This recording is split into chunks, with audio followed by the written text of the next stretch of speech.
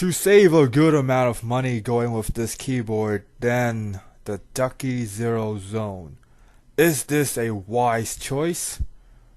As always, I'm Rio, and this is Rio G on Keyboards.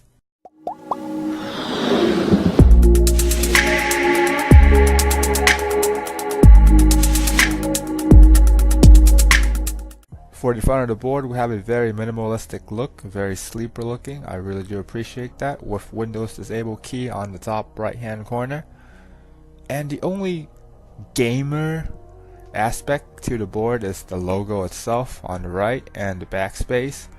Besides that, you can barely even tell this is a gaming keyboard, which I really do appreciate that, because in my personal opinion, I really like keyboards that are sleeper looking, which means you can carry it to the office without people noticing, and of course you can bring it home, and it looks very sleek, it looks very minimalistic. Again, I really love using that word.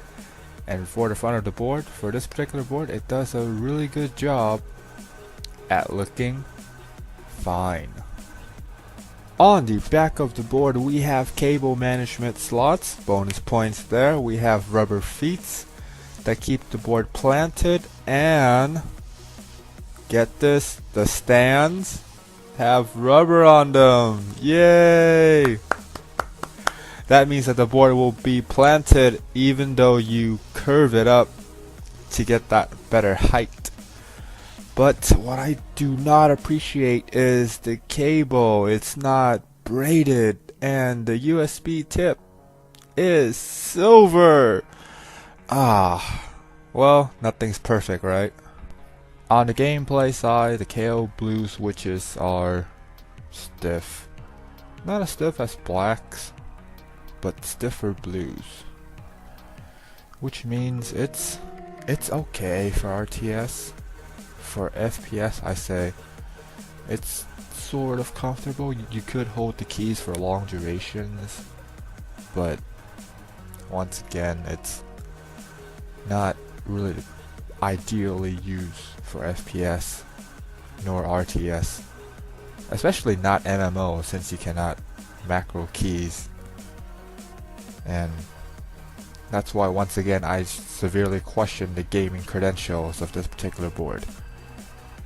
It's a pretty decent typer, but besides that, gaming wise, it's only as good as a regular keyboard goes. I mean, I don't really think this is a gaming keyboard just because it has Windows lock. It doesn't qualify it as a gaming keyboard. I will make videos to inform you guys to know what qualifies as a gaming keyboard and what does not qualify as a gaming keyboard soon. But as of right now, this particular board, I do not believe whatsoever that it qualifies as a gaming keyboard.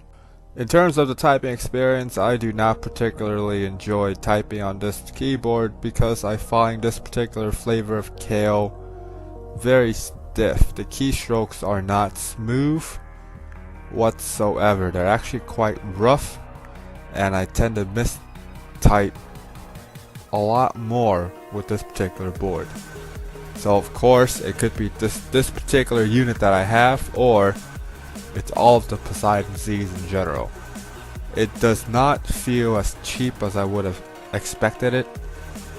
For those of you that have watched the brown flavor of this particular board, which was RGB, it does not feel as cheap, but for a blue switch, I do not enjoy typing on it, which is a pretty big sin. That is a pretty big sin in my book. For the retail price of $89.99, this particular board is actually very friendly on your wallet. And of course, the question before was, is it worth it over the Ducky? Is it a good deal to get? Now the Ducky, as far as I know, costs $139.99. That is a lot more than this particular board. And it has Cherry MX Blue, and it has a couple of extra lighting controls or lighting effects. And I honestly think that this is the better choice to go than the ducky, just because it's a lot easier on your wallet.